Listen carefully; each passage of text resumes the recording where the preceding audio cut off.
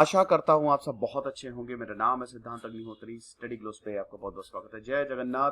रथ यात्रा जो है वो शुरू हो चुकी है। क्या बात है। तो हम बात करेंगे दोस्तों जगन्नाथपुरी, जो कि चार धामों में से एक है। 2 साल बाद रथ यात्रा को ऑर्गेनाइज करवाया जा रहा है और लाखों डिवोटीज आते हैं। अरे मतलब क्या गजब का एटमॉस्फेयर रहता है। आपने ऐसा कहीं देखा ही नहीं होगा। साक्षात भगवान धरती पे आते हैं। तो हम रथ यात्रा 2022 की बात करेंगे और कहानी भी जानेंगे। लेकिन उससे पहले आपको बता दूं कि हमारी जो PSIR की क्लास है वो आज शाम 7 बजे से शुरू होगी। तो आपके पास मौका है, सेल है, रात 12 बजे तक का सेल चलेगी।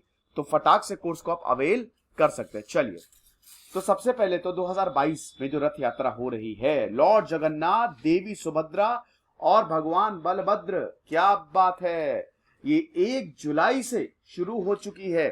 मोस्ट प्रोमिनेंट हिंदू फेस्टिवल होता है, मैंने बताया ना, उड़ीसा में पुरी में जगन्नाथपुरी, जगतनाथ, जगत के नाथ, जो कि 4 धामों में से एक है। सबसे बड़ा त्योहार मनाया जाता है ये शुक्ल पक्ष के दूसरे दिन in the month of June या फिर जुलाई। लाखों लाखों डिवोटीज आते हैं देश भर से। और समझिए कि इस तीन रथ जो है वो तैयार किए जाते हैं। और इनमें सबसे बड़ा जो रथ होता है वो भगवान जगन्नाथ का होता है, देवी सुभद्रा और भगवान बलभद्र का। ठीक है। और आपको बता दूं कि 2 साल बाद, कोविड पैंडेमिक के बाद 2 साल बाद इतनी बड़ी यात्रा को ऑर्गेनाइज किया जा रहा है। अब जगन्नाथ यात्रा की बात करें तो गजपति महाराज देव ने यह बोला है कि सबसे बड़ा फेस्टिवल है ऑफ द सुप्रीम लॉर्ड। और हर साल होता है, पिछले 2 साल से हुआ नहीं। तो इस बार डिवोटीज में ना एक अलग तरीके का उत्साह है। ये चीज है। सुदर्शन पटनायक को आप जानते हैं ना, रीनोन्ड सैंड आर्टिस्ट।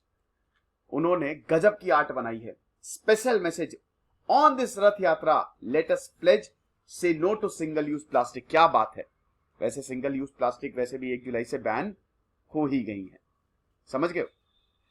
तो ये चीज है। उड़ीसा पुलिस ने भैया बहुत तगड़ी सिक्योरिटी यहां पे डाली हुई है। समझ, मतलब बहुत तगड़ी सिक्योरिटी है यहां पे। आप ऐसे समझिए कि परिंदा भी पर नहीं मार सकता, क्योंकि आजकल सिक्योरिटी थ्रेट भी बहुत ज्यादा हो रहा है ना। तो ये चीज है। अब सब कुछ तो बढ़िया है, वैसे पुलिस भी एकदम तैनात, सब कुछ बढ़िया। नरेंद्र मोदी जी ने भी लोगों को बधाई दी और बोला कि ये स्पेशल ओकेजन जो रथ यात्रा का है, हम भगवान जगन्नाथ से यही दुआ मांगेंगे कि हम सबको ब्लेस करते रहें, हमको खुशियां दे, हमको अच्छा स्वास्थ्य दे और सब कुछ अच्छा रहे। ठीक है। 3 रथ जो है यहां पे बनाए जाते हैं, देख रहे हो ना, इस तरीके के। एक तो जैसा कि मैंने कहा भगवान जगन्नाथ का, बलभद्र और सुभद्रा का। हर साल अब इसको ना पूरा लकड़ी से बनाया जाता है और पेड़ों, जो पेड़ जैसे फांसी हो गया, धौसा हो गया, उस तरीके से। अब महानदी से ये जो लकड़ियां हैं उसको जो लाई जाती है, उड़ीसा में महानदी बहती है, आपको पता ही है। और पुरी में इनको कलेक्ट किया जाता है, उसके बाद इनको ट्रांसपोर्ट किया जाता है। और समझिए कि इनकी डायमेंशन जो है ना वो डिसाइडेड रहती है, वरना तो दिक्कत हो जाएगी। अब सबसे बड़ा रथ जो होता है उसमें भगवान जगन्नाथ का होता है, जिसमें 16 पहिए होते हैं, 16 व्हील्स। देन उसके बाद बलभद्र का 14 व्हील्स और उसके बाद आखिरी में देवी सुभद्रा का 12 व्हील्स, 12 पहिए। Wooden pieces 832। जगन्नाथ, भगवान जगन्नाथ की रथ यात्रा में 832 वुडन पीसेस यूज होते हैं। और भगवान बलभद्र में 763 और देवी सुभद्रा में 593। हाइट कितनी होती है? 44 फीट 2 इंच भगवान जगन्नाथ की। बलभद्र की, भगवान बलभद्र की 43 फीट और देवी सुभद्रा की 42 फीट। कलर्स की बात करें तो आप देख ही सकते हो, रेड। देखिए, अगर ये है, देखिए ये भगवान जगन्नाथ की रथ है, ठीक है, ये है जगन्नाथ का रथ, भगवान जगन्नाथ का रथ। तो आप देख सकते हो कि इसमें ये जो कलर्स यूज किए जाते हैं ना वो लाल और येलो कलर्स यूज किए जाते हैं। Yellow actually is associated with भगवान विष्णु। ओके, देन उसके बाद जो बलभद्र, भगवान बलभद्र रेड और ग्रीन, और आखिरी में देवी सुभद्रा, बीच में देवी सुभद्रा का रथ निकलता है। ठीक है, घोड़े, 4 घोड़े, मतलब समझिए कि भाई रथ को खींचेगा कौन?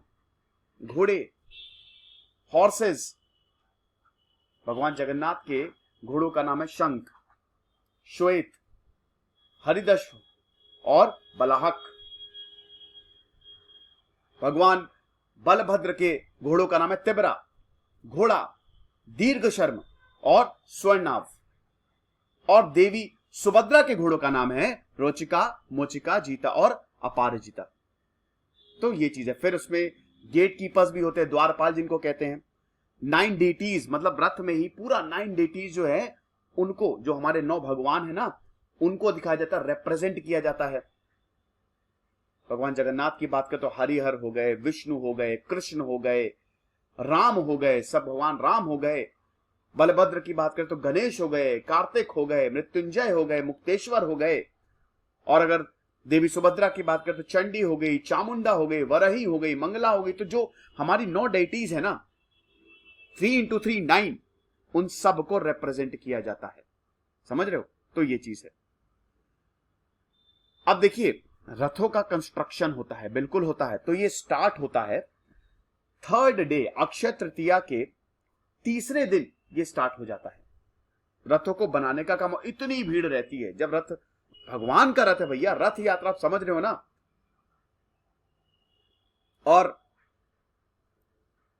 भगवान विष्णु के 4 धाम हैं, और जगन्नाथपुरी तो बहुत ही ज्यादा इंपॉर्टेंट है। समझिए कि इसी दिन एक नया एग्रीकल्चरल सीजन भी बनता है। फार्मर्स जो है ना, किसान जो है, वो अपने खेत को जोतते हैं। And it is also the beginning of the summer festival of the deities. इसको चंदन यात्रा बोला जाता है। चंदन यात्रा से ही शुरू होता है, जो कि 3 हफ्तों तक चलती है, 3 वीक्स। अब इस फेस्टिवल में जो रिप्रेजेंटेटिव इमेजेस है ना, they are taking out in colourful processions. जैसा आप देख रहे हो, बहुत ही खूबसूरत तरीके से इन कलरफुल प्रोसेशंस में इनको लाया जाता है। ये चीज है। अब उसके बाद दिस फेस्टिवल कल्मिनेट्स इन दी स्नान यात्रा, बेदिंग फेस्टिवल। ये फुल मून डे के दिन होता है। लगभग 1 हफ्ते तक, 1 वीक तक ये रथ यात्रा चलती है। 1 वीक, 1 हफ्ते तक। अभी 2022 की 1 जुलाई से 9 जुलाई तक चलेगी। ठीक है। और इसका जो उत्साह है वो पूरे भारत में देखने को मिलता है। सबसे बड़ी बात तो ये है।